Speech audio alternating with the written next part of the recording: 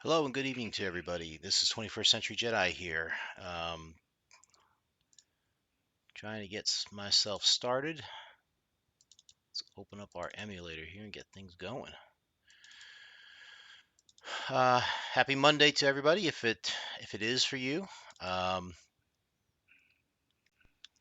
I'm just kind of navigating on the even keel right now, so um, we're gonna go ahead and get our game ready here. So, hey Foxfire, how are you, man? For those who missed out on Sunday's stream, you didn't because I wasn't able to stream Sunday. It was a rough slog of a car repair that I had to do um, on Sunday evening. So we are going to go ahead and load this up now. My day was okay. I'm still just fatigued right now, and I'm trying to snap out of it, but it's rough going right now. So we did a repair for my friend um, to fix the wheel bearing on his car, and it was basically like 9 hours of trying to break everything apart for it, and then an hour to put the part in and get it all back together. Which is typical for most car repairs because you encounter like rusty bolts and stuff like that, and and I'm not hearing much audio here. I gotta try and turn this up a bit. There we go. All right. So here we go with Ghostbusters. I was gonna do this last night, but again, we couldn't stream last night. Um,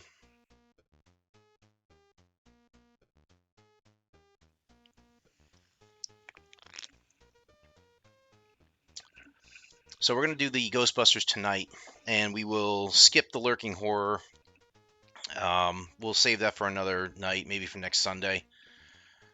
Um, we'll still continue with Pool of Radiance on Wednesday, and we'll do the Thursday Night Thunder probably on Thursday night unless things change. So yeah, Ghostbusters. We have got it tonight. Um, this was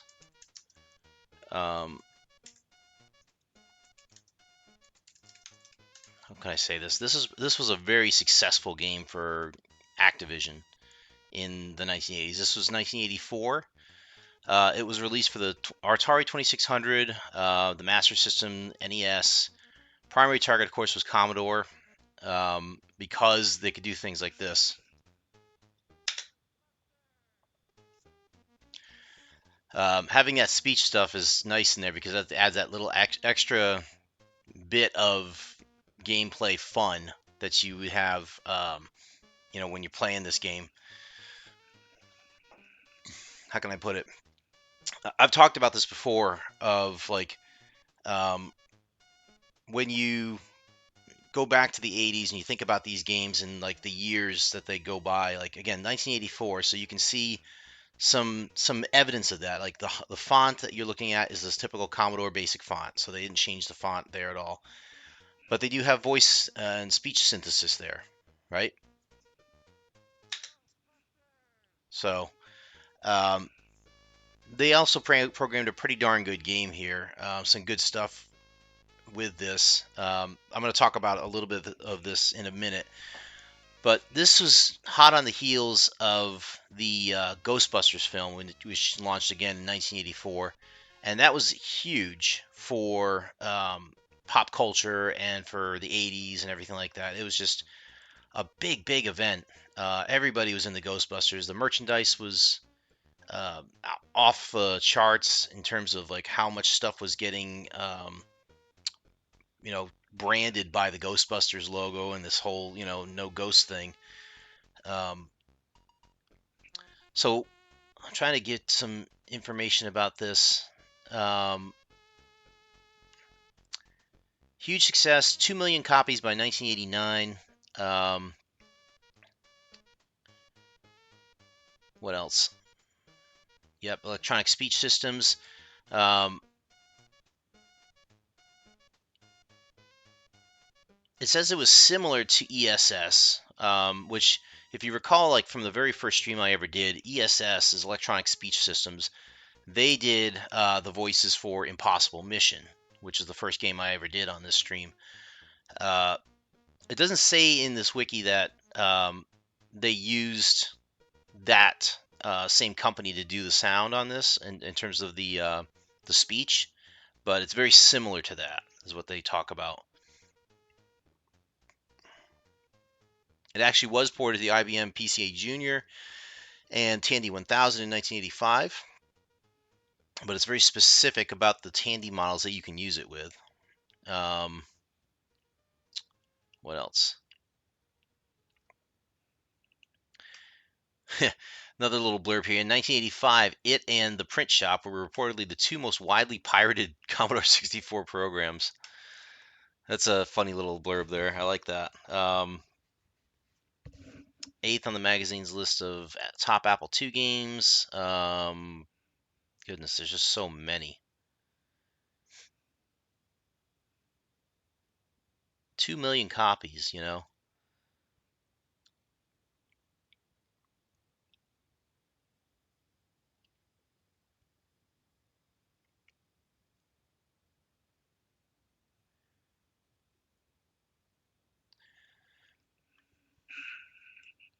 So the designer behind this game is David Crane, as you've seen here. Programmers were Adam Bellin, Robert McNally, I should say, Glenn Anderson, Robert Rutkowski, and Dan Kitchen.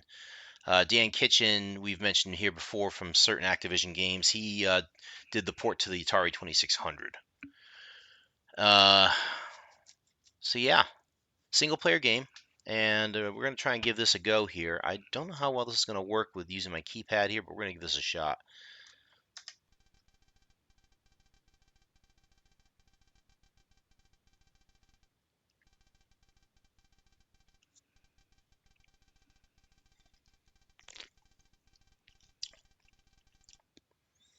Okay.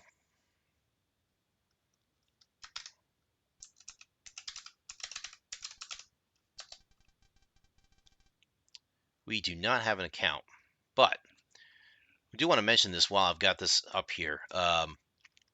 Activision and David Crane came up with a pretty novel way of, how do we put it, saving your progress in a game where you didn't actually save the game to disk. Does that make sense? So this is something that Perry Fracta covered in his channel. So if you want to take a look at that, I highly recommend checking out his channel. He's first of all, Perry Fracta is awesome. I love his voice. I love the stuff that he's done for the Commodore community and for all retro 80s themed stuff. And he did cover this with David Crane on a previous episode. They actually talked about like how does the game remember everything that you bought or everything that you have, because basically this question of do you have an account is really asking you if do you have a saved game, but they don't actually save the game to disk. Instead, what they did is they set up a hashing algorithm basically where they give you an account number, and that account number is based on everything that you've done in the game, like in terms of like how much money you earned, the kind of car you have, any other equipment that you have. It's all just done by bits, turning bits on and off, and basically they came up with that algorithm to say, okay, based on this, this is your unique number. It's your account number, right? And when you punch that in, that's what you're going to get back, because you're going to have like, it's going to take the account number that you type in, and it's going to basically pull back everything you've had. It's a very ingenious way of doing it, I think. Uh, so in that case, welcome to your new business.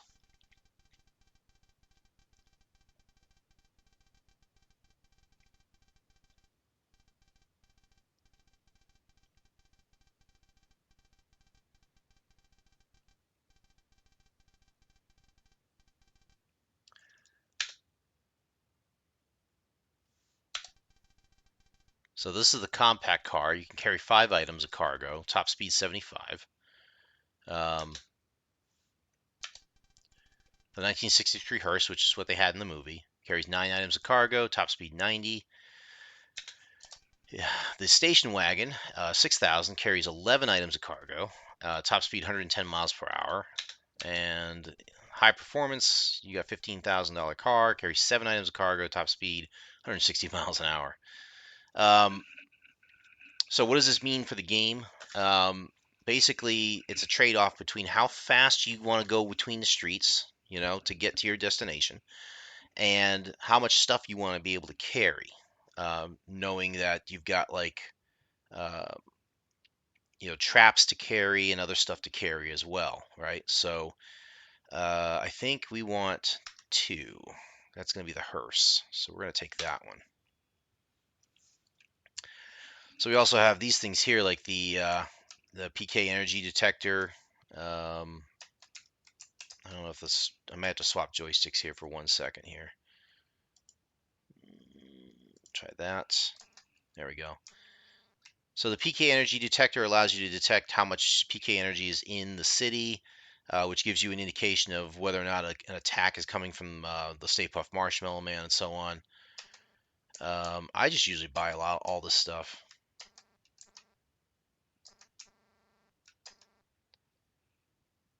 Okay, and then you have that. So you have 3 items on, which means we should be able to carry 4 traps.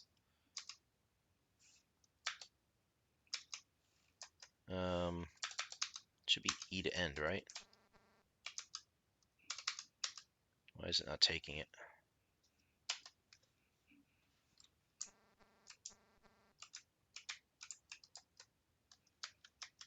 Oh, right, we got to get traps.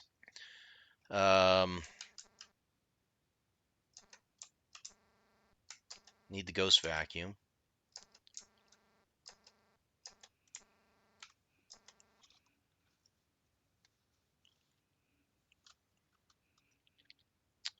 I think we need this. Can we get the bait on there? Yes, we can. We can't do one more trap, unfortunately. All right, so the idea is you're the little icon here, and you want to be able to move to the red areas where there are ghosts. As you drive along, you see that the PK energy in the city's building up, and as ghosts come by you, you're going to be able to use your vacuum to be able to scoop them up. I don't think there's going to be any ghosts here now, so it pulls you over automatically, and now you have your little guy here, right? Kind of looks like Pitfall Harry in a way. So what you usually do here is just drop the trap there, and I set up my guy way over here with one gun, and this one with a proton accelerator, and I just kind of you use your left and right key, your left and right joystick here to slowly bring him in here. Try and trap him in. Oops, but you can't move backwards out of it though. So you have to wait for him to jump in like this. Hold him like that. Don't cross the streams. And then when he's over the trap, hit the button, and you got him. And they dance. And you get your shout. You get a little money for that, so that's good. So the little yellow things that are coming here are the ghosts that you can scoop up. And by there's a distress signal here. When you go by and stop those ghosts, it prevents the Stay Puft Marshmallow Man from coming in and stomping one block of your city. So you want to try and get those ghosts, and they're going to move faster and faster as the game moves on.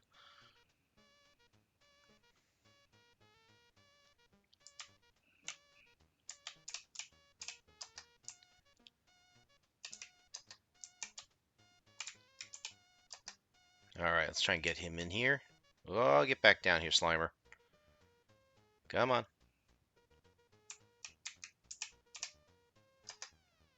Oh, we just got him. If you do miss on the trap, it will, the ghost will actually slime one of your guys. So we're going to go ahead and stop these guys from going in any closer. And we'll go ahead and get to this one.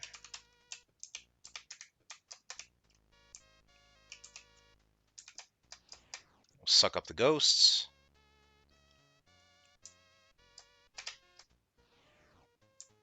Don't get any money for that, but again, you prevent the Stay Puft Marshmallow Man from destroying your city. Well, the PK energy just jumped up rapidly there.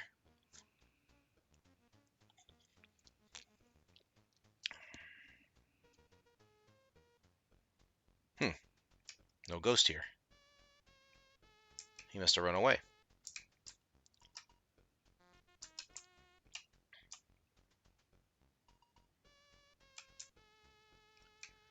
There is also the Keymaster and the Gatekeeper. You see the little key icon up there on the upper left, the little lock icon on the bottom left.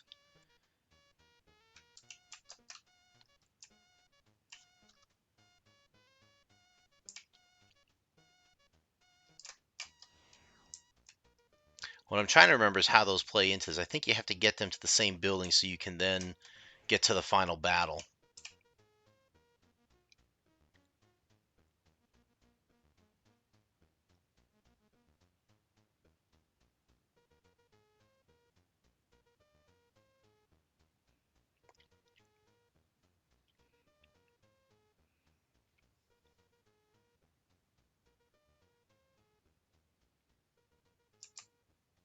Let's go trap another ghost here.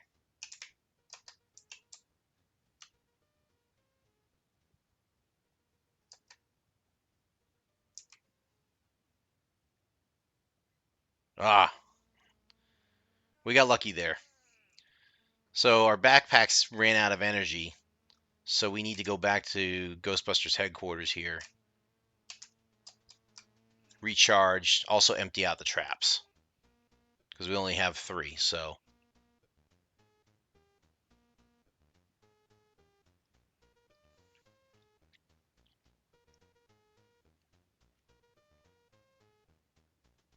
There we go. Let's go ahead and get some ghosts here. Prevent them from going anywhere. I don't know if the purple means anything or not, but we're going to go there.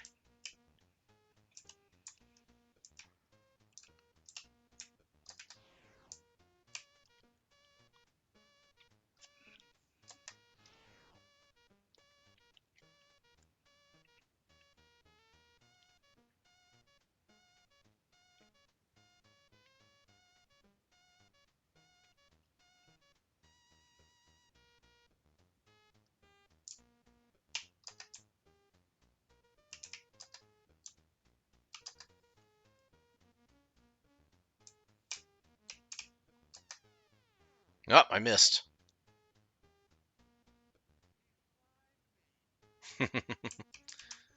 Well, that's not fun. So that means I'm down a person, I believe. Which means I'll need to go back to Ghostbusters headquarters to get him cleaned up. Come here, Slimer.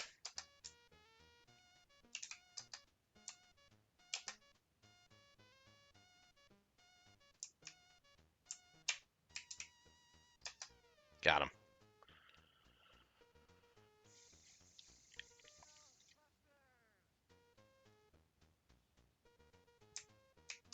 I'm going to run them back here so they can clean up. And you can see for every ghost we catch, we're gaining money. So um, we just want to keep going with that. Let's go right across the street. Oh, no. Nothing there, apparently.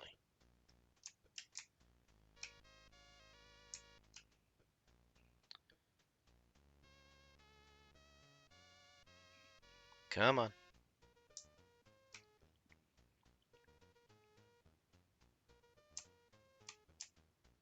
See, as we go by each ghost here, we stop them in their tracks so we can vacuum them up. I don't think you can touch the key or the gatekeeper here, the keymaster or the gatekeeper. They just kind of roam around on their own. Eventually, they got to make their way to Zool.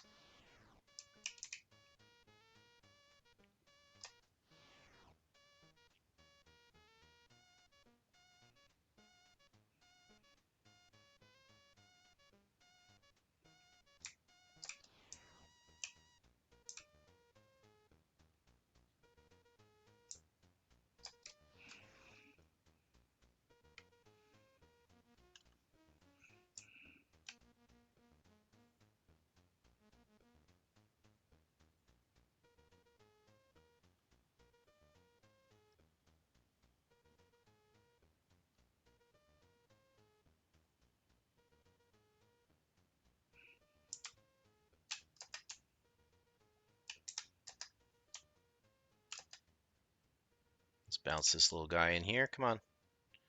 Come on. There you go. Gotcha.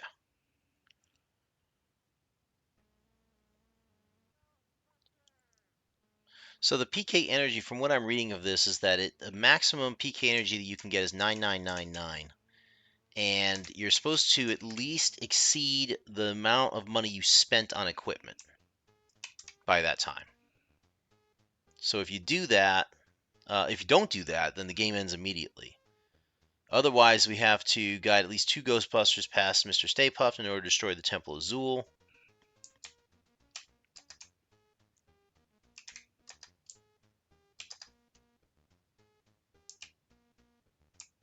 Get over here. Oh, that's close. Almost crossed the streams there.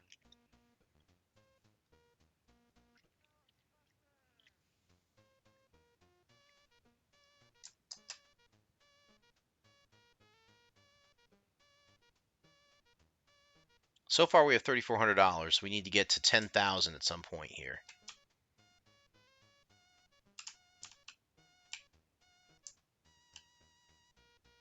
Now that key's cutting across Park Avenue like it's nothing. Look at that. Let's go ahead and go to that building.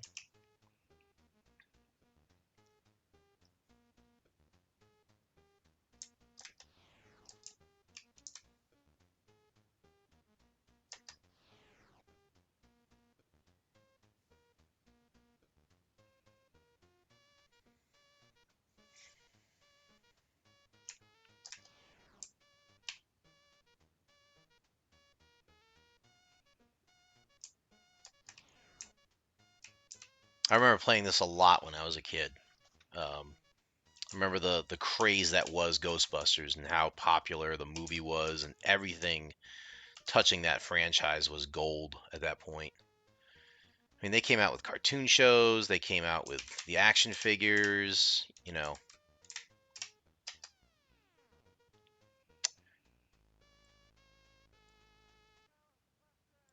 5 million on a Class B ship.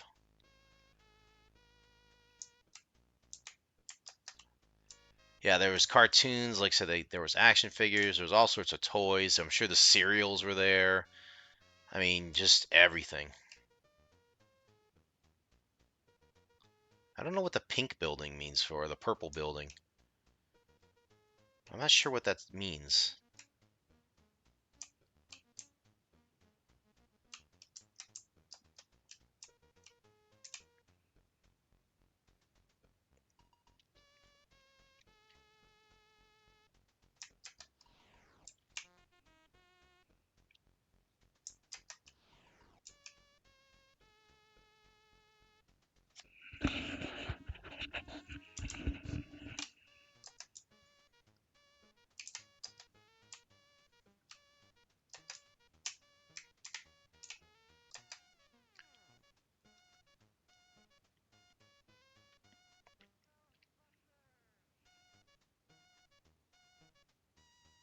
Keep raking in that cash.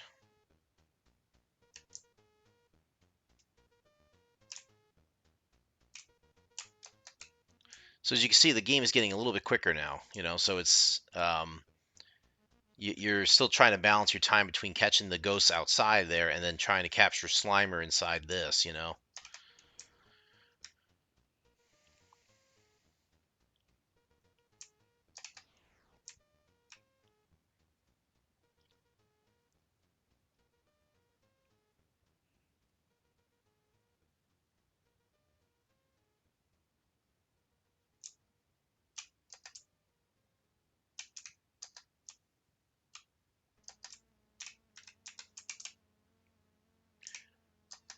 If you miss that angle, by the way, where the ghost just kind of jumps outside of it, you're in trouble. You kind of have to hope for a lucky shot with the trap at that point. Let's go ahead and turn them back in.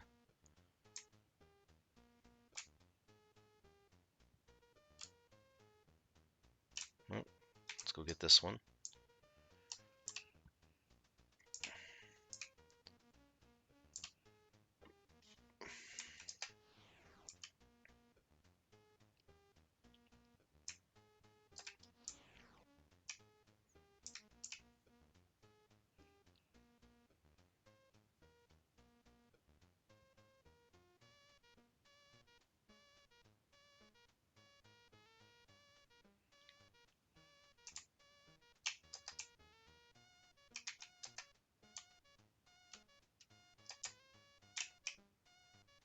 he's barely in there.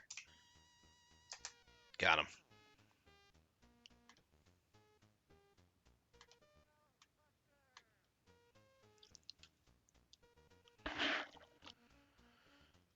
All right, who can we catch this time? Oh, let's go get this one.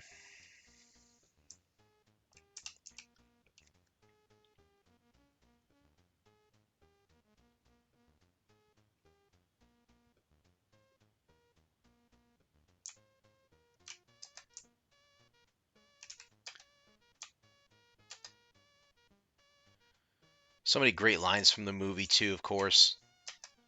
Oh, I missed. Rushed it.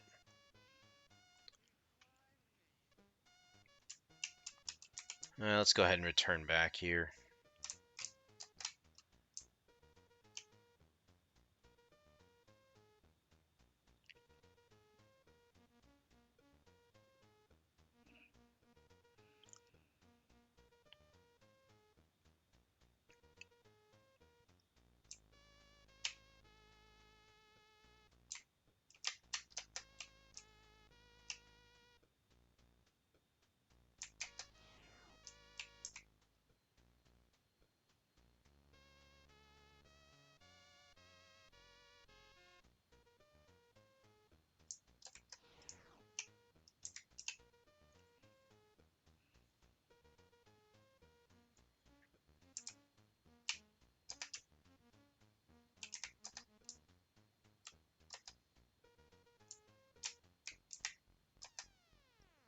Got him.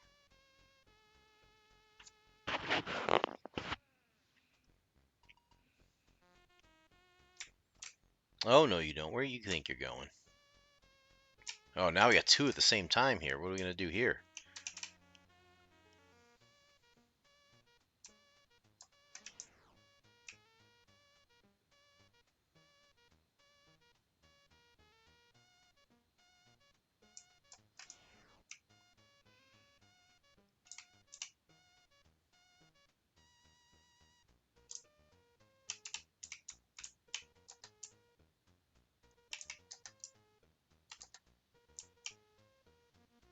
Get down here.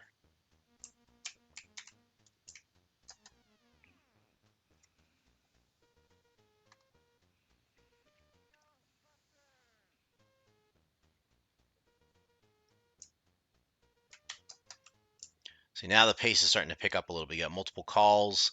The ghosts are moving quicker. The game accelerates as it gets a little bit more tricky. So eventually you get to the point where you are ready to take on Zool.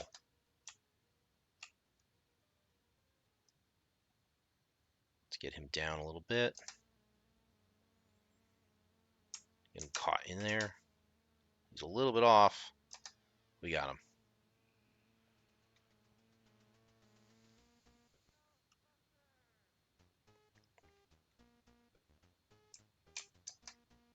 Oh, no available traps. Now we got a problem. We got two calls to make, and we've got ghosts coming in faster.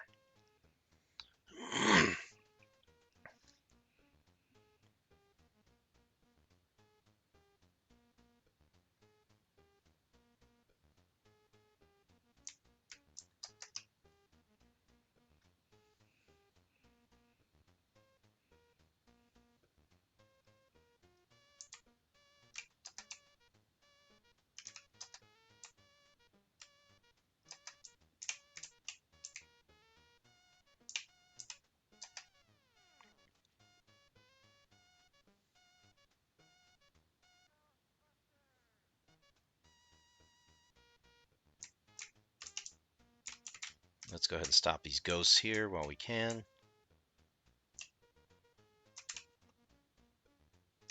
And let's take on this call.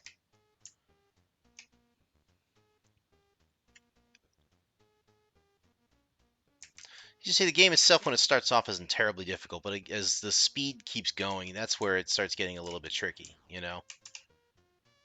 Eventually, the ghosts come in so fast you cannot possibly stop them, so you have to use the ghost bait to kind of lure them away.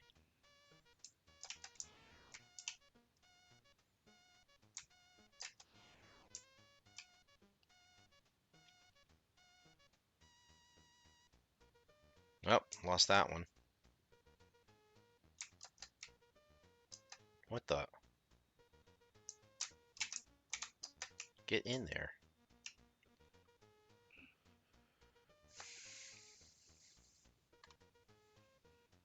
There you are.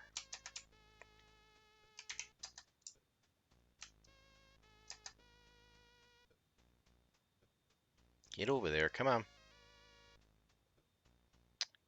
You silly ghost. Get over there.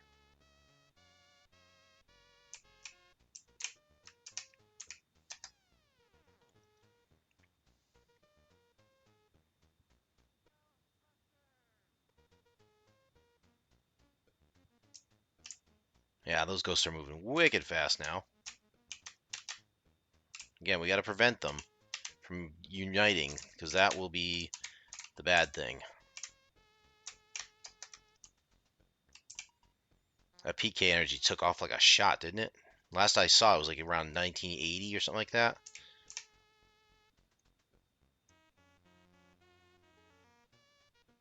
I'm not sure what determines that PK energy and how quickly it rises.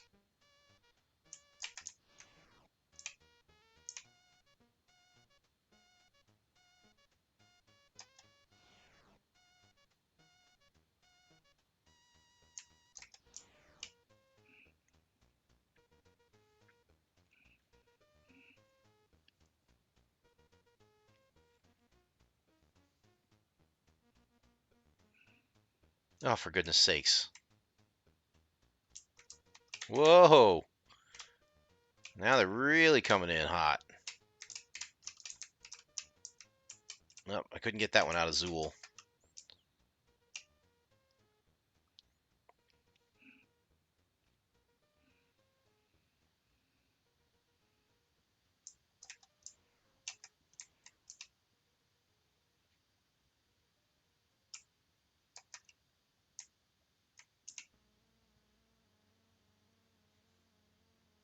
I only need $2,300 more before the energy meter hits 99.99, so we've got plenty of time, it looks like, but you never know when this thing is going to jump up again, so.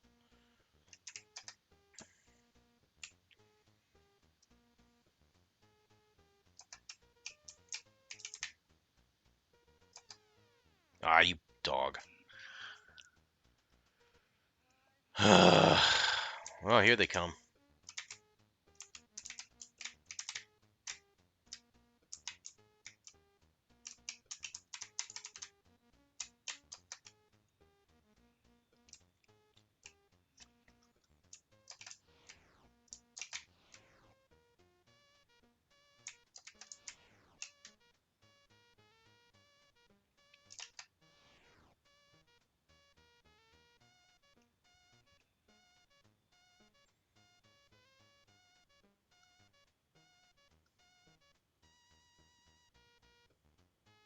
Oh, for goodness sakes.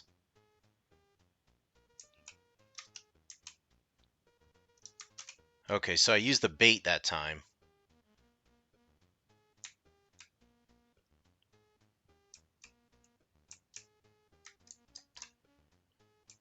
So by hitting the B, if you have the ghost bait, you can hit the B key, and when the ghosts come flying in like that and it says marshmallow alert, that means that they're trying to form the Stay Puft Marshmallow Man. And when that happens, you got to use the bait key to try and avoid the Marshmallow Man from just destroying a city block. So come on, gotcha.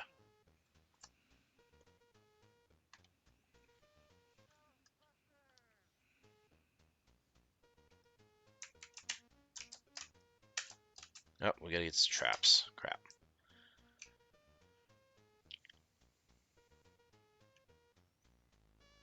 I really don't know how to get to Zool at this point, other than just keep doing what I'm doing here.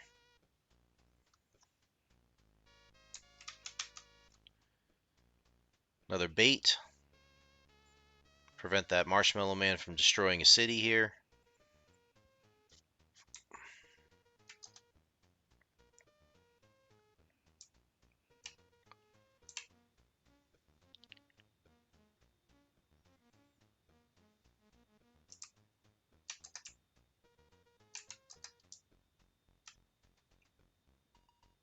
Come on down.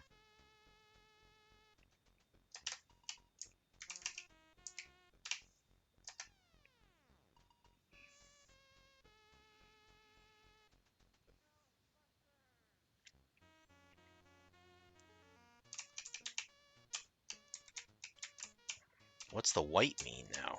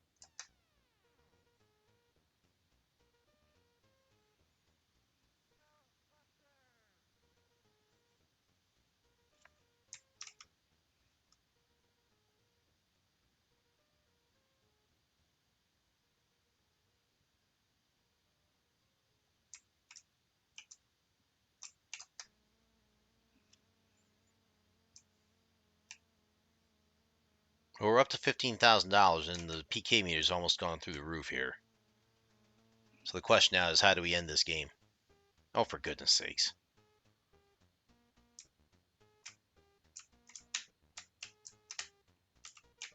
Oh, good, they're here. Go to Zool, sneak past the Marshmallow Man, and close the portal. Here's the fun part. This is the end game here. So now you have to kind of work your way through the legs there and go straight through that door. I'll be honest, this isn't easy. I'm trying to remember how I did it last time. I think I just ran right into his foot. I went too early. He gets knocked away. So now we got to try and do this guy.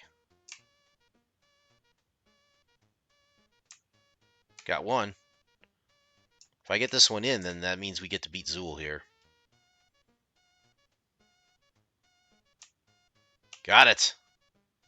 Now we go to the top of the building.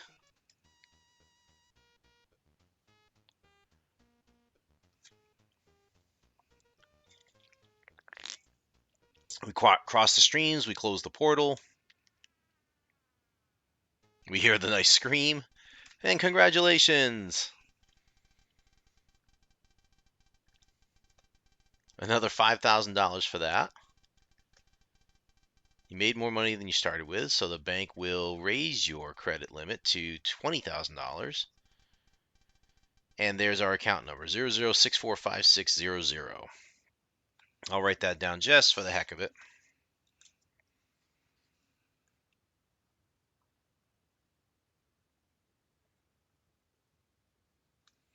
There we go. Okay. So at this point, what you could do is play again.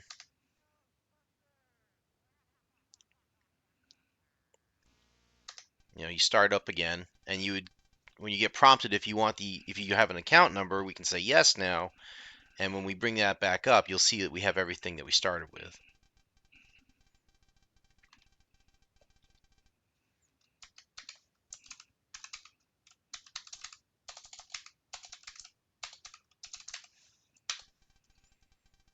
So we'll say yes.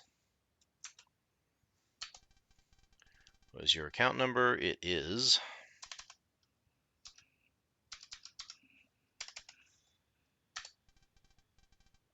And see, we have $20,000 to play with. So now we can get something like the station wagon, right? And we can put all our goodies on there.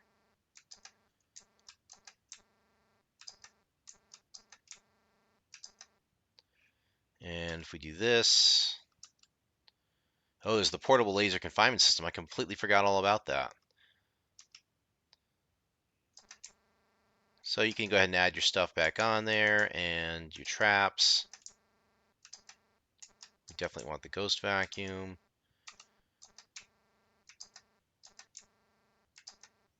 That's 4. We could probably get one more of these as 5 and even get this thing. Now, I don't know what the laser confinement system does. I assume what it allows you to do is recycle your traps um, within that laser confinement system, and then you could dump it off at HQ so you can carry more stuff, I guess. I don't know. But basically, it repeats the game, and now you're doing it with this car, right? You'll notice you move a little bit quicker too, because you're running in a quicker car. I think the station wagon is probably the best vehicle out of all the bunch here. The high performance sports car is nice and all, but you don't get to carry as much stuff, so there's that. Notice in the bottom right corner that your station wagon is now showing, whereas before it was the hearse, right?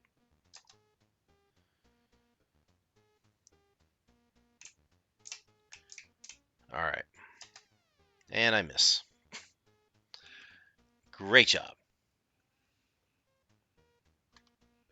Okay, so basically that's the game, Ghostbusters here. And like I said, there is some replayability to this, but after you beat it, you're kind of like, okay, I've done this already. I don't know what else we're gonna get out of this. I don't know of any Easter eggs in this thing, so there's not much else to kind of explore with this.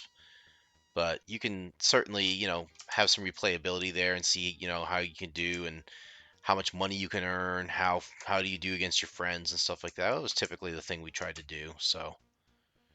Anyway, I'm going to take a quick 5-minute break here, and I'm going to set up for the lurking horror because I think we've got enough time to go ahead and do that. Let me go ahead and pull up a guide on that and take a 5-minute break, and I will be right back.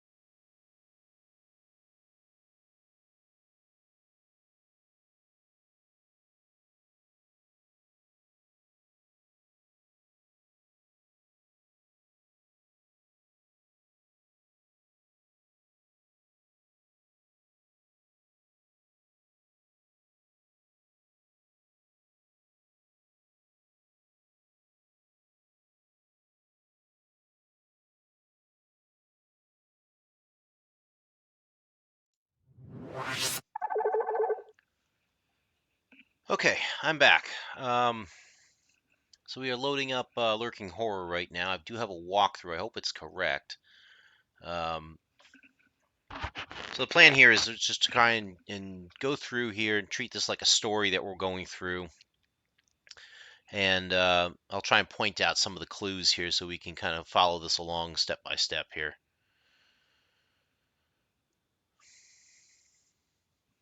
Let's see.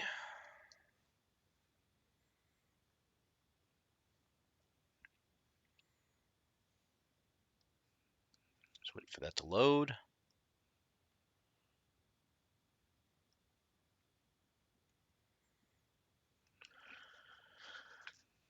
Okay, you've waited until the last minute again. This time it's the end of the term, so all the TechNet terminals in the dorm are occupied. So off you go to the old comp center.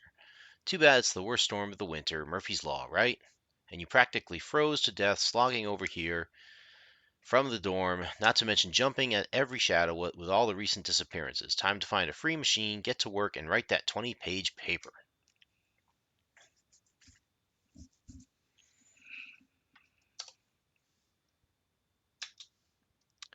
Do I not have it open here? What's going on? Here we go. There we go. All right, so terminal room. This is a large room crammed with computer terminals, small computers, and printers. An exit leads south. Banners, posters, and signs festoon the walls. Most of the tables are covered with waste paper, old pizza boxes, and empty Coke cans. There are usually a lot of people here, but tonight it's almost deserted. A really whiz-bang PC is right inside the door. Nearby is one of those ugly molded plastic chairs. Sitting at a terminal is a hacker whom you recognize. So what they tell you to do is look at hacker. That's the start.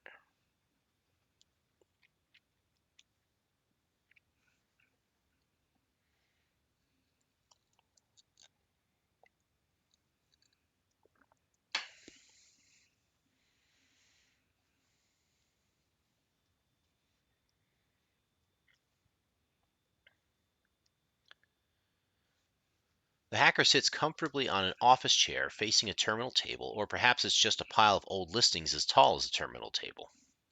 He is typing madly using just 2 fingers, but achieves speeds that typists using all 10 fingers only dream of. Yeah, right. He is apparently debugging a large assembly language program as the screen of his terminal looks like a spray of completely random characters. The hacker is dressed in blue jeans, an old work shirt, and what might once have been running shoes. Hanging from his belt is an enormous ring of keys. He is in need of a bath. Lovely. Um, look, keys, I think we could do.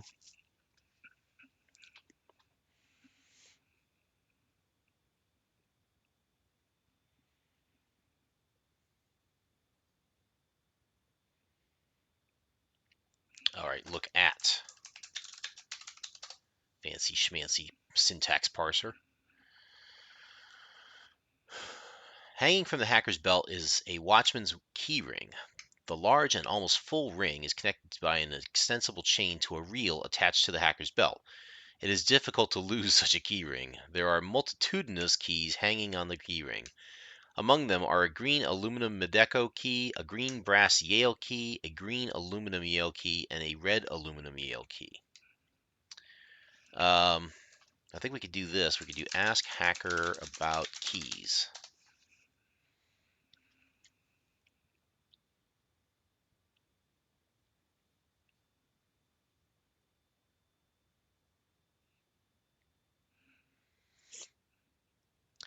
I've accumulated a few keys over the years. I'm a licensed locksmith, which helps. I can get into any room at Tech. He pulls the key ring out on its chain and shows off a key you hadn't noticed before. This is a master key, he says. About master key.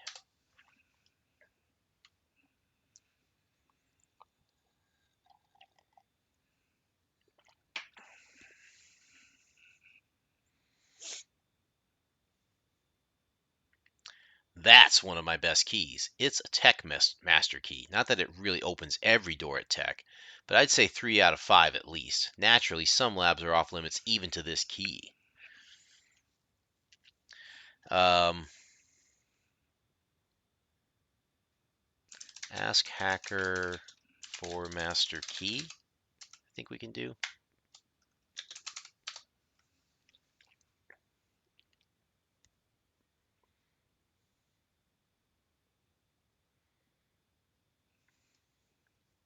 Fat chance, this is a master key. What have you done for me lately? So it says here he won't give you the key, but at some point will comment that he is hungry.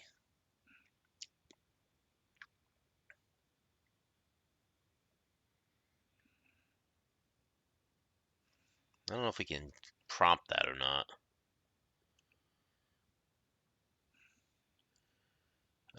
Ask hacker about food. Let's try that.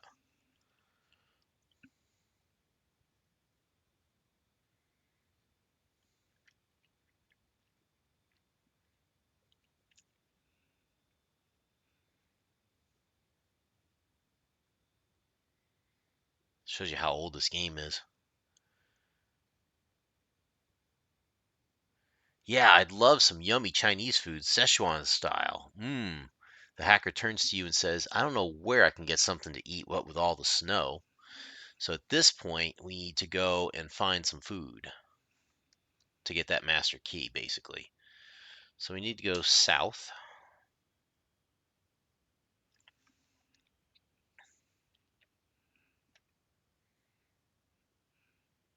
Second floor. This is the second floor of the computer center. An elevator and call buttons are on the south side of the hallway. A large noisy room is to the north, which is basically the terminal room that we were in. Stairs also lead up and down for the energetic. To the west, a corridor leads into a smaller room. Let's go west.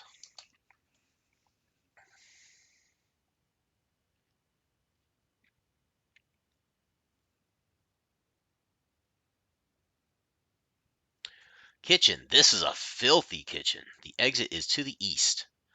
On the wall near a counter are a refrigerator and a microwave. Sitting on the kitchen counter is a package of funny bones. I like funny bones. Don't want any right now, though. Open the refrigerator. That's what we want to do. Open refrigerator.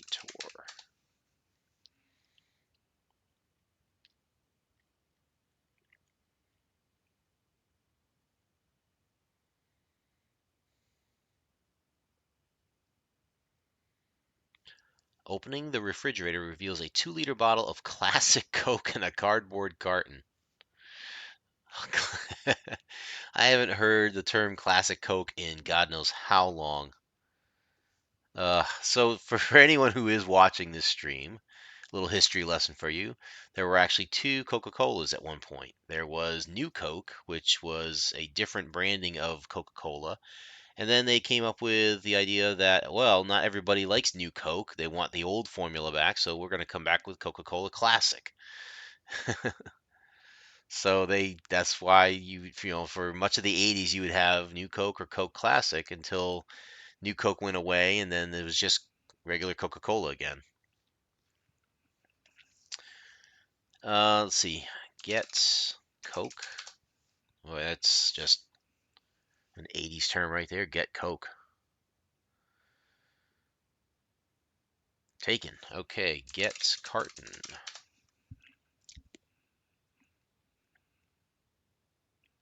Now we're going to open that carton to see what's inside.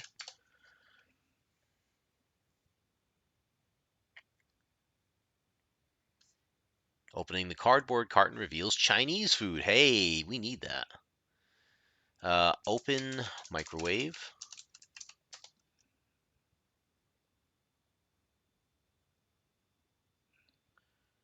And now put carton in microwave.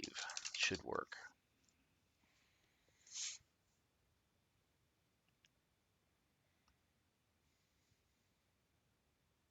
Done. Close the door.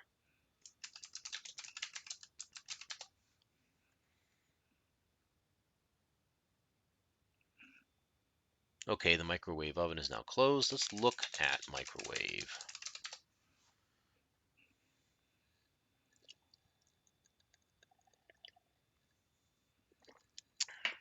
The microwave oven hangs over the kitchen counter. It has more complicated controls than your PC.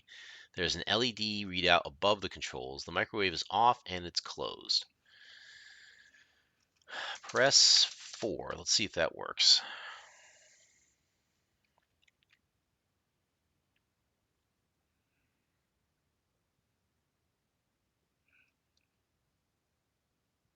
Timer display now reads 004. Press 0. I'm just going by the guide here, so I'm not sure how you would figure this out unless you tried, messing around with this like this. Press 5.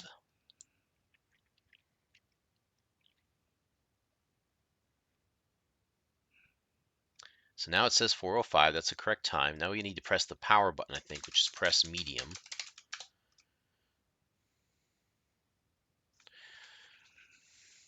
Uh,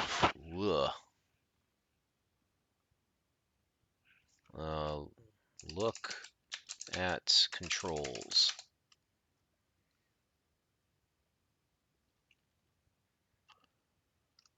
Yep, warm, low, medium, high. Press med. Bottom of the display now reads medium. Okay. Press start. Timer begins counting down. Now we have to wait. Wait for this. Wait. Whoops. What happened there?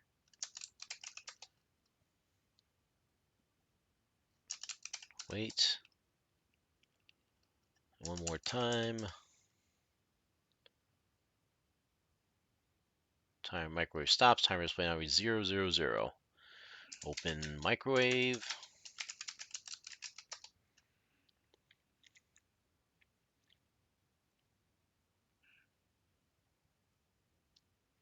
Get carton.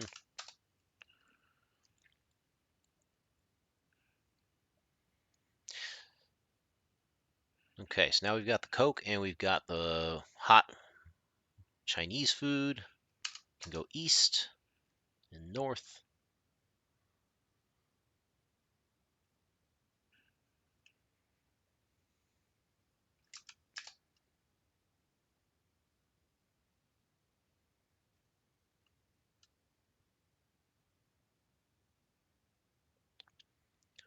There we go. Give carton to hacker.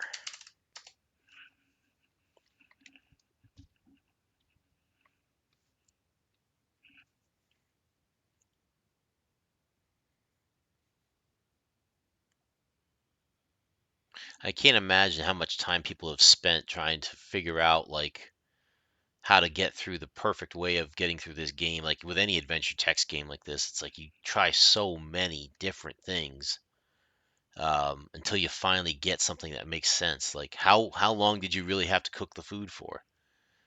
Ah, serious food. He plunges into the food with all the delicacy and table manners of a shark at a feeding frenzy. Soon a satisfied expression appears on his face. Now, what was it you were wanting? He asks. Ask hacker for master key.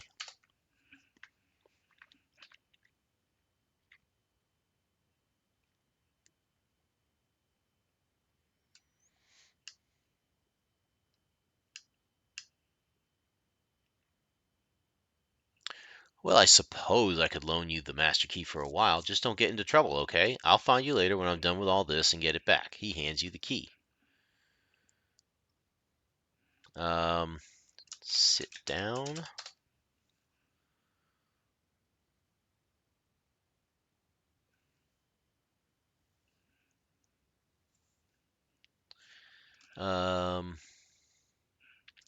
Turn on computer.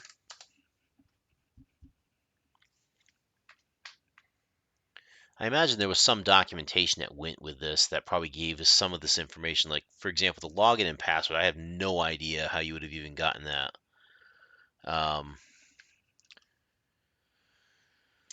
Login. See, 872-325-412. I imagine this was in the documentation somewhere. In fact, I want to look that up right now. I'm thinking of it. Let's look for the game manual.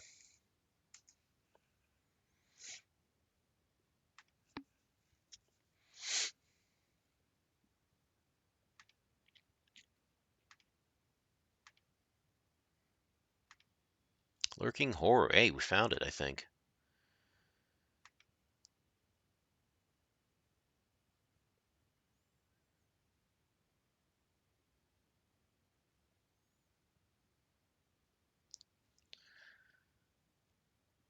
So the person who wrote this game, Dave Lebling, also co-wrote Zork, Zork 1, Zork 2, Zork 3, and Enchanter. Wrote Starcross, Suspect, and Spellbreaker, all on his own. I'm just looking to see like where they would have had this information.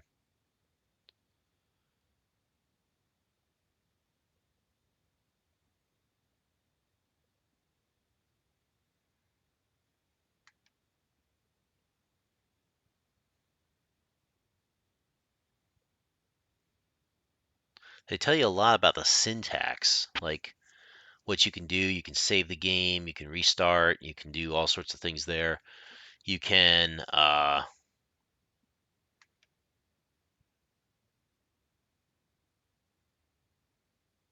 apparently they have very complex syntax in here as well.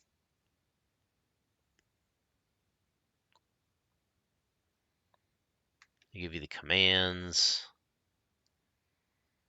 tips for novices and stuff. I don't see where you would get the login though. That's the crazy part. Oh, wait, now we're getting to something. This is another part of this.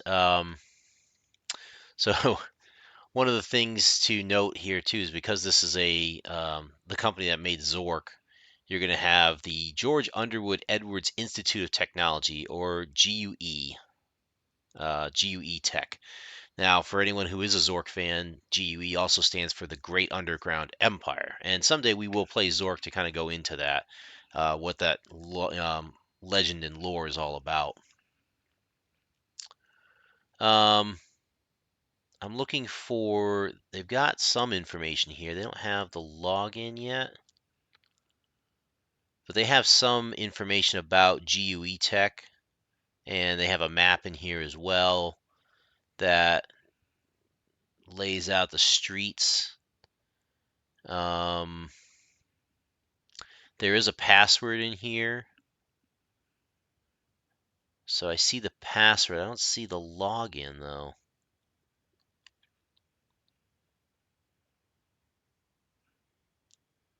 It's got to be here somewhere.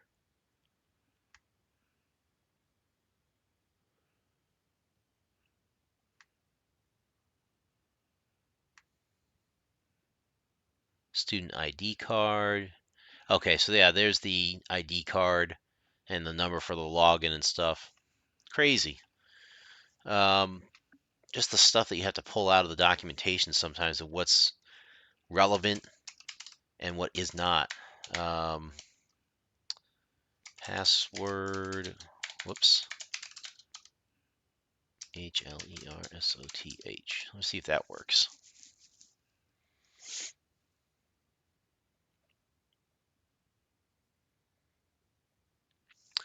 The computer responds, "Good evening. You're here awfully late." It displays a list of pending tasks, one of which is in blinking red letters with large arrows pointing to it. The task reads, "Classics paper." Some particularly ominous words next to it say, "Due tomorrow." And more reassuringly, a menu box next to that reads, "Edit classics paper." Uh, Click edit.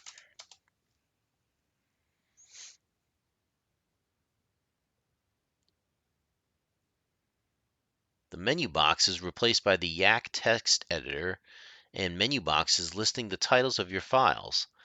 The one for your paper is highlighted in a rather urgent looking shade of red. Click paper. It's interesting how they have there's still given that this game was done in the 80s, it looks like it was still they have a PC interface that's something that's not like DOS, and it wasn't like Windows either. So there was some sort of a graphical interface of some sort that you're clicking on. You click the box for your paper, and the box grows reassuringly until it fills most of the screen. Unfortunately, the text that fills it bears no resemblance to your paper. The title is the same, but after that, there's something different, very different. Read the paper.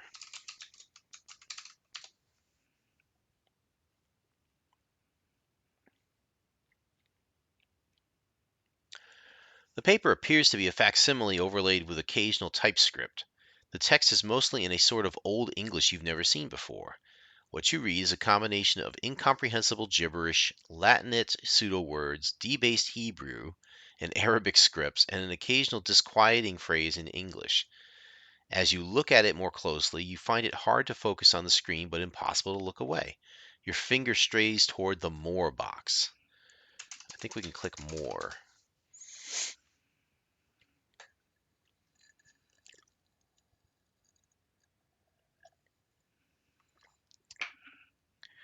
You touch the More box and a new page appears. The second page is much like the first, but around the edges, not when you look at it straight, it's almost readable. There is something about a summoning or a visitor. Click More again. You touch the More box and a new page appears. The third page is in the same script as the first, but laid out like a poem. There are woodcut illustrations which are queasily disturbing. There is a translation or notes for one typed between the lines of the poem. He returns, he is called back. The loyal ones, acolytes, make a sacrifice. Those who survive will meet him, be absorbed, eaten. They will live, yet die. Forever will be, is, nothing to them. To him, his place, lair, burrow, must be prepared. His food, offerings, must be prepared. Call him forth, invite him, with great power. Only an acceptable, tasteful sacrifice will call him forth. He will be grateful, satiated. The rest is even more fragmentary. Well, let's see what more we can get out of this. You touch the More box and a new page appears. The fourth page is a photograph.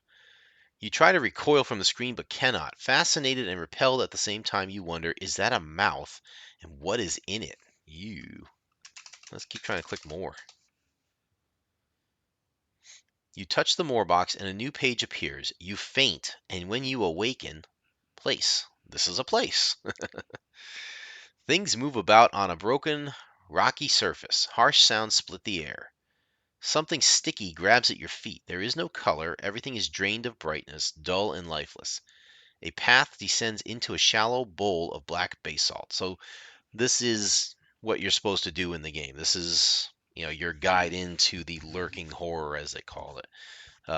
You're going from your reality to this now Lovecraftian reality, right? Um, Head down along the path. How are you supposed to go down the path? Follow path?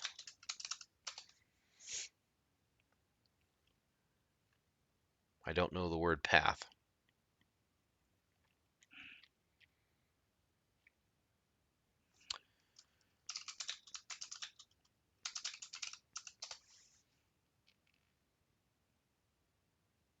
I don't know the word path. I don't know what it wants. What would be the verbiage for this? Head down along the path, it says. I don't think you can do this. Yeah, it doesn't know what path is. Try down, maybe? Basalt bowl. You are at the bottom of a deeply cut, smooth basalt bowl. Dimly seen shapes crowd you on all sides. Ahead, in the focus of the movement, is a rock platform. I think you can. What you're supposed to do here is wait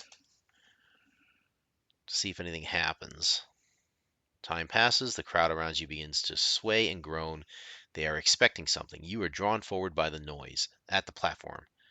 You stand before a low rock platform, more like an afterthought of piled rocks or a glacial moraine than a work of artifice. You are pushed against the pile by the crowd around you. One small stone stands out in the pile, smooth, shiny, and glowing with a blazing light.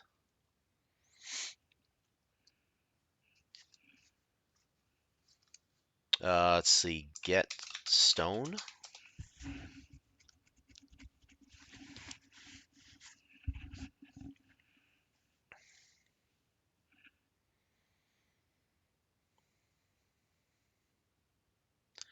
Suddenly, the dimness becomes darkness, and the crowd around you explodes with excitement.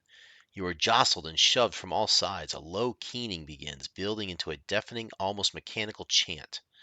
The darkness before you compacts and deepens. Ooh. Supposed to wait here, I guess. The darkness before you, now visible, is a creature. It towers over the now silent crowd. The thing jerks this way and that, spraying a foul ichor. Its palps twitch expectantly, then pound impatiently against the rock. You can feel the smooth stone vibrating in your hand.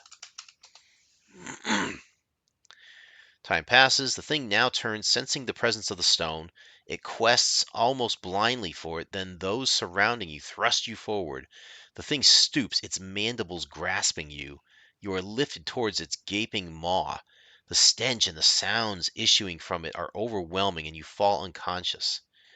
You are awakened by the thump of your head hitting the terminal in front of you. Falling asleep over term papers, it must have been a nightmare. Embarrassed, you glance around. Yes, the hacker is looking in your direction. He must have heard the thump. Terminal room. On the chair, we're really whiz-bang PCs right inside the door. Sitting at a terminal is a hacker whom you recognize. So apparently he had some sort of a dream. It's trying to think of what I want to say here. It's a shame in a way that the text of this game can't quite compare to a Lovecraftian novel. And there's probably reasons for that. I mean, obviously, writing like Lovecraft is very difficult because he was a very talented writer, right? Um, but there's also probably the technical aspect too, which is, depending on how big this game is, how many pieces of data could you actually store in there? And if you're storing large strings of text in there, that takes up space on the diskettes. So there was probably a limitation as to how much they could compact into this. And there's probably a conscious decision as well to like make this thing readable versus like, very old English literate type stuff, Um, back in the lab, stand up. Wait twice and the hacker will fix your computer but lose your paper. The hacker wanders over, trying to look nonchalant. Losing, huh? He asks wittily. He glances at your terminal, which displays a pattern of snow and unusual characters. He appears somewhat excited. Let's wait. The hacker, mumbling under his breath, begins a flurry of activity. First, the screen returns to something nearly normal, then windows begin popping up like toadstools after a rain. The screen looks a lot like the top of his terminal table or the bottom of a trash can. Okay. Wait again. The hacker types furiously, and the screen displays what to you looks like an explosion in a teletype factory. After a while, he says, chomping file system. Your directory has gone seriously west. I fixed it. He checks the screen. It was mixed up on the file server with some files from the Department of Alchemy. He grunts. People's names for their nodes are getting weird. This one is called Lovecraft. He pauses. Your paper is gone, though. Sorry. Maybe they could help you down there. Okay, so now we start our exploration, I think, of GUE tech, going into the exploration phase of the walkthrough. So we've lost our paper, and now we have to see what we can do to try and get it back if we can. So we're going to head south.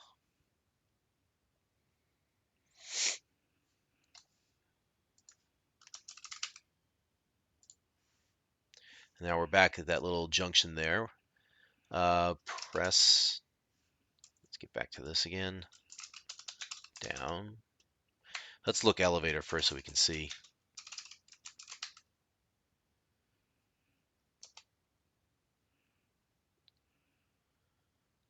Because there is an elevator in this, I believe.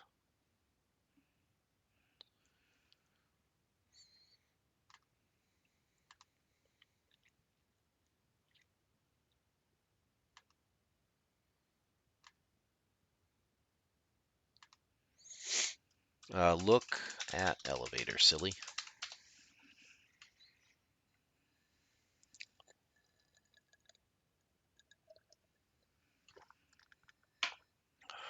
You aren't in it. Get in elevator. How about that? You have to get in the elevator so you can look at it. The elevator isn't here. What?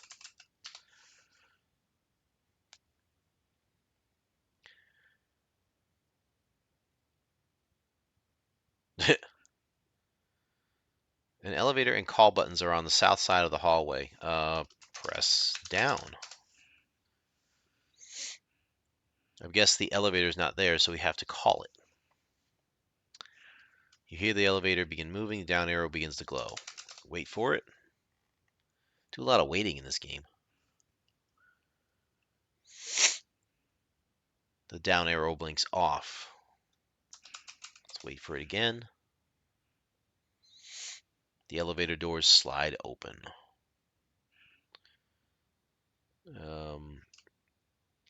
Enter elevator.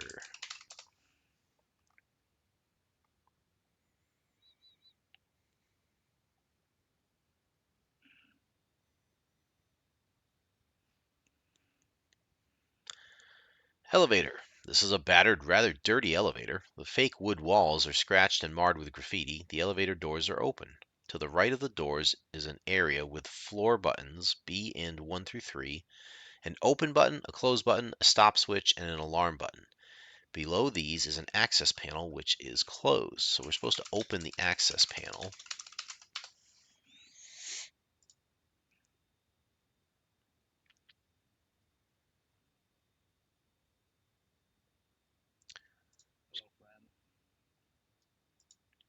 Give me just a moment here.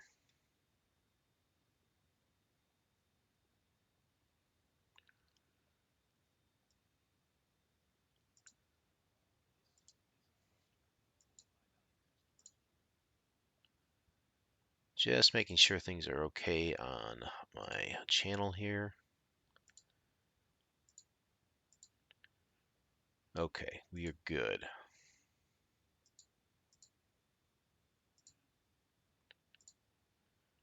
All right. The elevator. Oh, it's the opening the access panel reveals a flashlight. The elevator doors slide closed. Get flashlight. So we're probably gonna need that in a spooky horror game.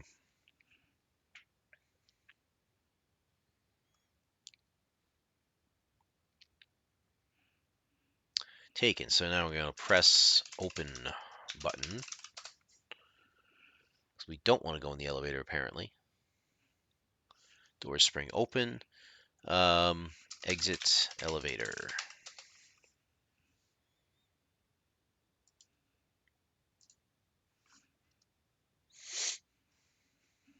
The elevator doors are now open. Doors spring open.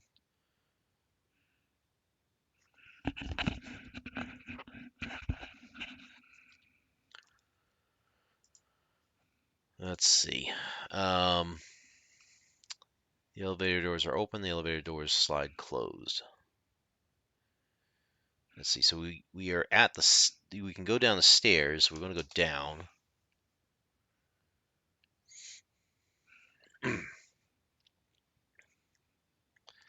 Computer center. This is the lobby of the computer center. An elevator and call buttons are to the south. Stairs also lead up and down for the energetic. To the north is Smith Street. So we're going to go down one more time, I believe. Basement. Bare concrete walls line a wide corridor leading east and west. An elevator and call button are to the south. Stairs also lead up for the energetic. From floor to ceiling run wire channels and steam pipes. So we can go east, west, go into the elevator, go up the stairs. Let's go east. Temporary basement. During the Second World War, some temporary buildings were built to house war-related research. Naturally, these buildings, though flimsy and ugly, are still around. This is the basement of one of them. The basement extends west. A stairway leads up, and a large passage is to the east. There is a pair of electrician's gloves and a crowbar here. Get gloves.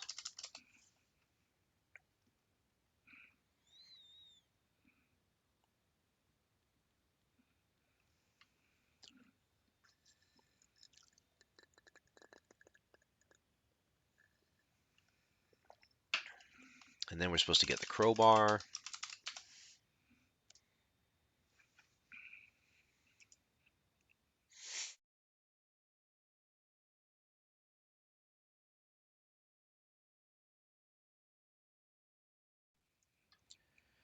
And I think we're supposed to wear the gloves.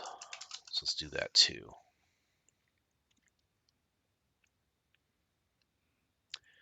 You put on the gloves. They were a little big, but not really such a bad fit at all. Got it. So now we're supposed to go up.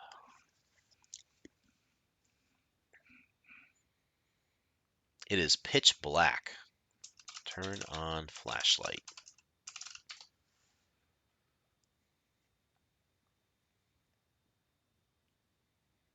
The flashlight clicks on temporary lab. This is a laboratory of some sort. It takes up most of the building on this level, all the interior walls having been knocked down. One reason these temporary buildings are still here is their flexibility. No one cares if they get more or less destroyed. A stairway leads down and a door leads north. There is a metal flask here. I'm just trying to think of how that building's still standing if all the interior walls were knocked down. Kind of scary. So let's go get the flask.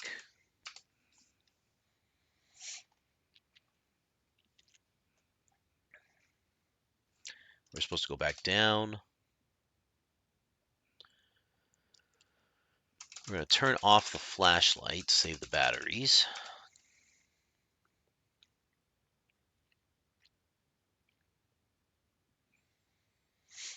Flashlight clicks off. Now we're supposed to go west.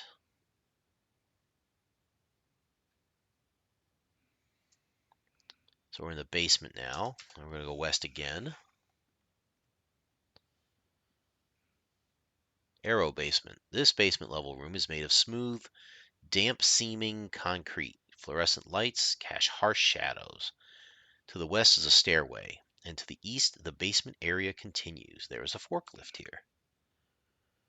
I don't think we're supposed to do anything with a forklift, so we're going to keep going. Stairway. A dimly lit stairway leads up and down from here. A corridor continues east. We're supposed to go up the stairs. Haven't used that master key yet. Aero lobby. This is the lobby of the Aeronautical Engineering Building. Stairs lead down and a corridor heads south towards the main building.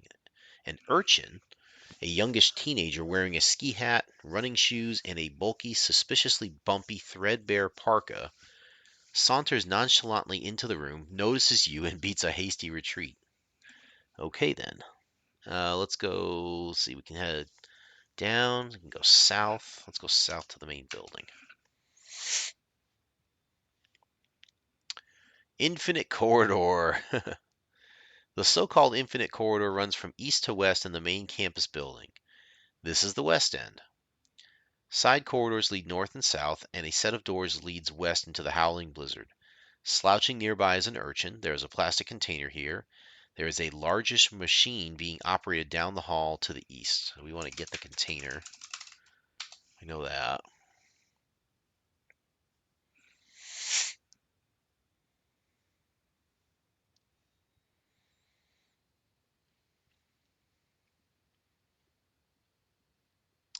And now we're supposed to go east. I don't think we're supposed to talk to the urchin.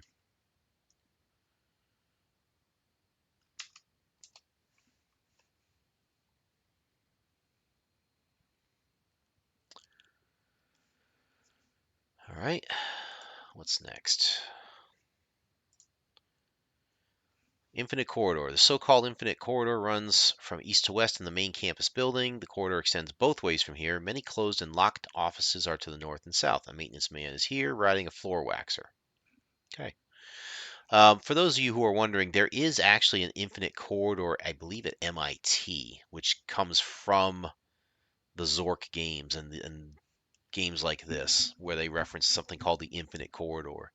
I believe there is an actual one that exists at MIT, not a really infinite corridor, but something called as that. So you're supposed to wait here 3 times.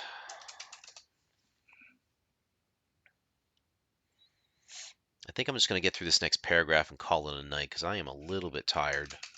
I would like to recuperate a little bit from my endeavors from yesterday. So we've waited 3 times. The floor waxer waxes away to the east.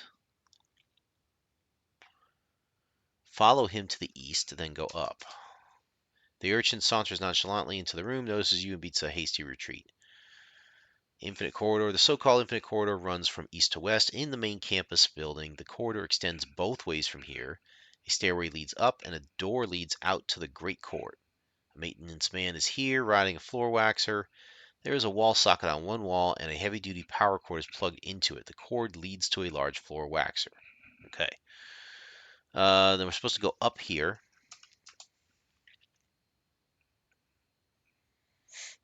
Great Dome.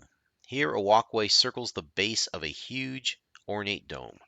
Below is the Infinite Corridor. From stories of tech exploring trips, you recall that there is supposed to be a ladder here. On the other hand, there is a shiny rope-like thing hanging near where the ladder used to be and leading upward. Below you, in the corridor, you can see a floor waxer busily waxing the floor. So we're wearing the gloves, so now we can climb the rope.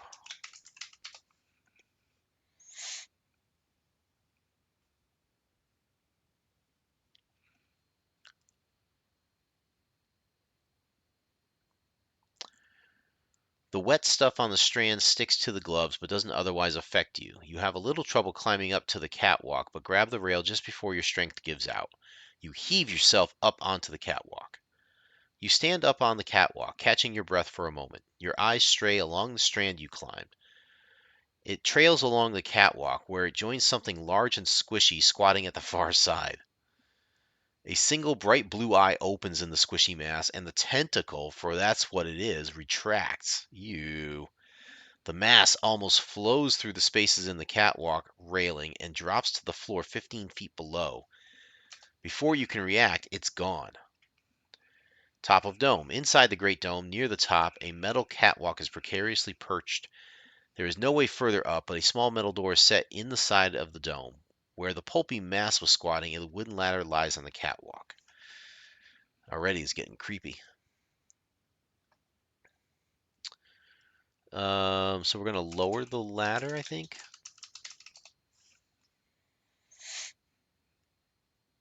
You lower the ladder to the walkway below. It's just the right length to climb down. Good. Open the door and go outside. So open door, that metal door.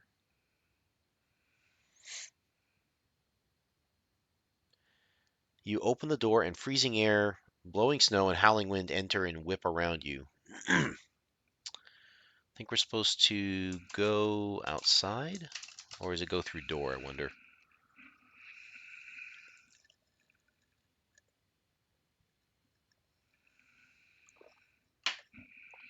Please use compass directions instead. Go through door. Let's try that.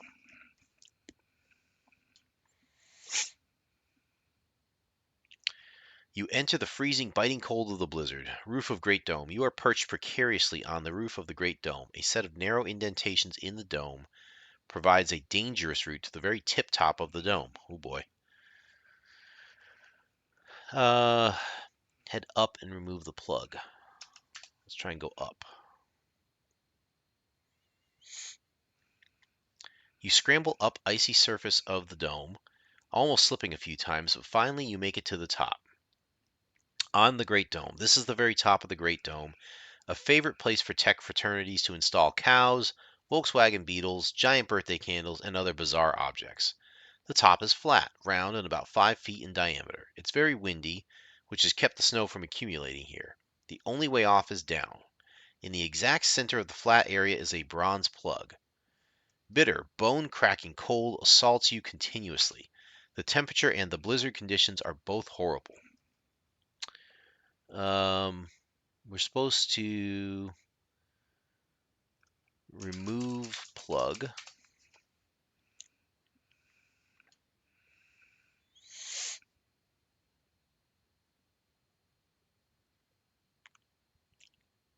You pry the plug out of its socket, revealing a cylindrical hole about the same diameter but somewhat deeper.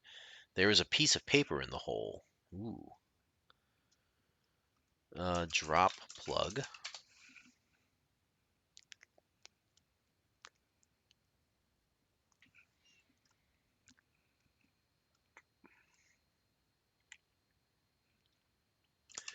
Get paper.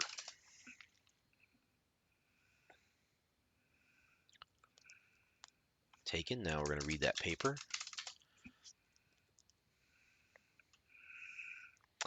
You unroll the piece of paper and read the shaky handwriting. I can no longer face what I've been doing. I can't sleep. I start at the slightest noise, and even dulling my senses with alcohol or drugs is no longer enough. I refuse to participate in what he is doing anymore. Either he is insane or I am insane, or, and this is what I fear most, the universe itself is insane. I have only one final warning. I am the only suicide, but I will not be the final death. The name signed to it is oddly familiar. You can feel the cold worming its way through your layers of clothing and biting into your flesh. Ooh. So we're going to go back down, get back inside.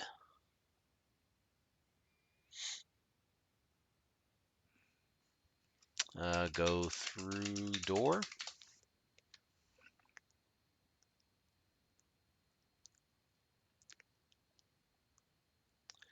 See that, or I have to type go inside, I think. You push your way into the welcoming warmth inside. Top of dome. A wooden ladder leads down from here. So we're going to go down, inside, down twice, and then east. You scramble down the ladder. You got the Great Dome. A wooden ladder leads up from here. Back in the infinite corridor. There is a wall socket on one wall, and a heavy-duty power cord is plugged into it. The cord leads away to the east. There is a largest machine be operated down the hall to the east. Suddenly you remember why the graduate student's name was familiar. He was a missing student until his body was found smashed and broken at the base of the tallest building on campus. Aha. We're supposed to go east from here, I think. Infinite corridor. The so-called infinite corridor runs from east to west in the main campus building. The corridor extends both ways from here. Many closed and locked offices are to the north and south. A maintenance man is here riding a floor waxer. There is a glass-fronted emergency cabinet here. We're supposed to wait until he leaves, and then we're supposed to smash that cabinet.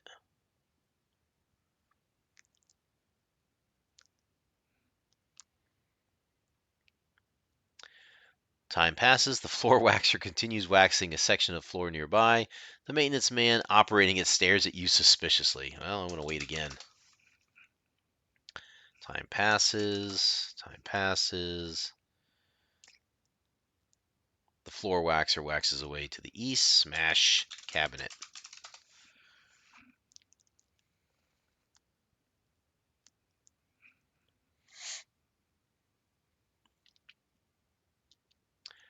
Wearing the heavy gloves, you confidently smash the glass with a blow of your hands.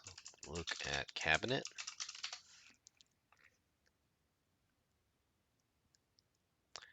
It's one of those little cabinets you see in institutional buildings that usually contain a fire hose and a fire axe. This one seems to only have an axe. It had a transparent window, but apparently some vandal smashed it. There is writing on the cabinet. Get axe. We need that. We can try read writing, I think.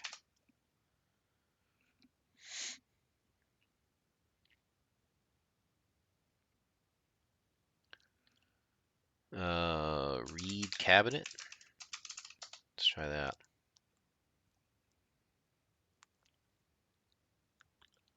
In case of emergency, break glass. Well, sure, I guess this is an emergency. We're supposed to go west. Infinite corridor. There's a wall socket on one wall. And a heavy-duty power cord is plugged into it. The cord leads away to the east. There's a largest machine being operated down the hall to the east. Now, apparently we're supposed to throw axe at cord. I'm not sure how you're supposed to figure that one out. But I guess it's better than trying to chop the cord with the axe, because then you could get electrocuted. And yes, I've seen that happen. The axe crashes against the floor, and the power cord severs. The whine of the floor waxer slows, and the maintenance man jerks to alertness. Open container.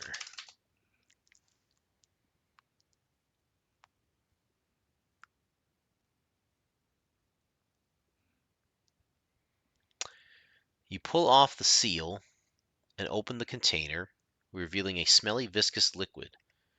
The maintenance man, growling foul sounding imprecations, descends from the floor waxer and heads towards you. So now we're supposed to pour liquid on floor, I guess.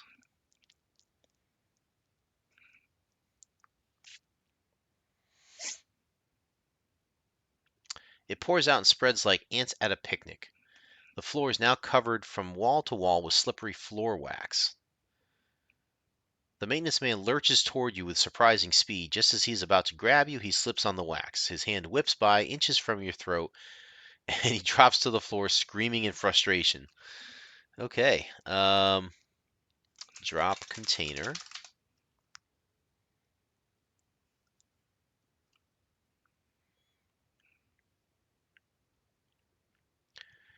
Drop. The maintenance man continues slipping, falling, standing, and so on. He reminds you of a badly made wind-up toy.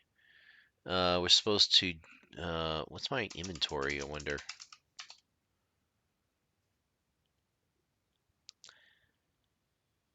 You are carrying a fire axe, a piece of paper, a metal flask, crowbar, flashlight, master key, 2-liter bottle of classic Coke, a smooth stone, and an assignment. Apparently we're supposed to drop the assignment. Not sure why, but okay.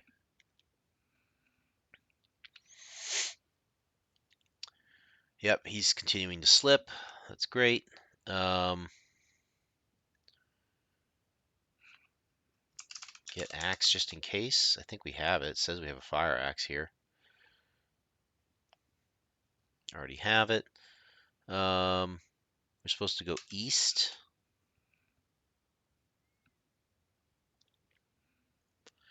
You slip and slide on the wax. It's like walking on wet ice. You can barely keep upright, but it's worse for the maintenance man.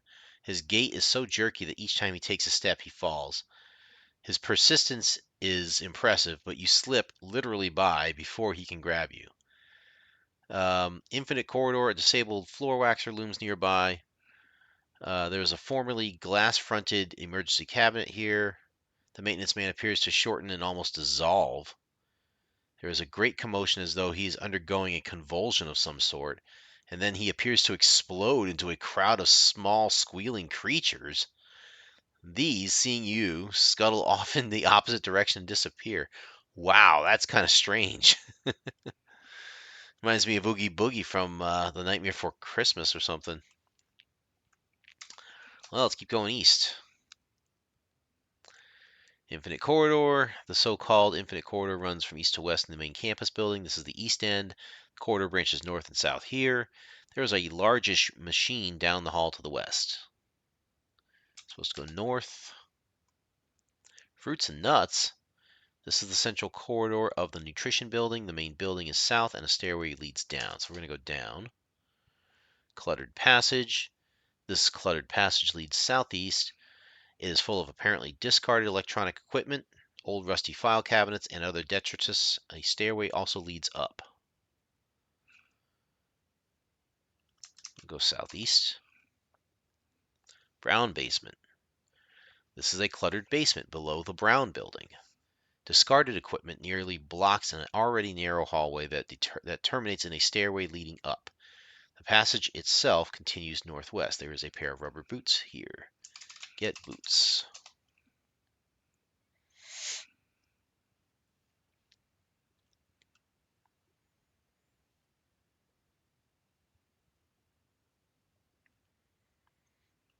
Wear boots. Snug, but okay. All right, so that is going to do it for that paragraph. I'm going to leave the walkthrough up on my other screen here. And I'm going to take a snapshot of this so that we can restore this back if we want to. Overall, I kind of like this thing. It's a little quaint. It's really difficult, I think, to fully get into the horror part of this because it doesn't really like lead you into it. That's the difference between like a true, like say, Lovecraftian novel versus a computer text adventure game. The writing is the key, you know. Um, with a novel like that from a renowned author like Lovecraft or like a Stephen King or something, you kind of get led into the story and you can picture more of it.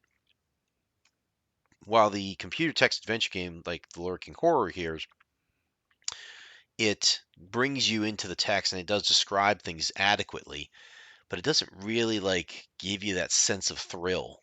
It's lacking that, when you go through the game. And that's the one thing I was kind of hoping to have a little bit more of. Um, maybe if this was redone with a little bit of graphic, um, it's possible you could put in and intersperse some graphic images into this that don't necessarily have to be bloody or anything like that, but just enough to kind of give you that sense of where you're at, what you're looking at, and to combine that with some good text descriptions, you can probably get a little bit more immersed into this, is what I'm saying. Okay, so we've done our snapshot. I'm going to call it here tonight. Thank you so much for joining me in tonight's stream. Um, I missed out on Foxfire's text there. Sorry, Foxfire, I missed you out, man. But hope you have a good evening. This is 21st Century Jedi saying, take care of yourselves, be good to each other, bubbles up. Um, I'll be looking out for you probably on Wednesday evening. We're going to try and resume Pool of Radiance. I'm trying to remember where we left off on that one. I think we had just taken down the goblins, and then we need to kind of go from there and see what we can do to level up some more. But we'll do that on Wednesday. Thursday, we're going to do our Thursday Night Thunder again, hopefully. And then Sunday, we may resume with Lurking Horror, and we might do something different there. So stay tuned for that. Again, 21st Century Jedi, peace out. Have a good evening, everybody. Enjoy the week.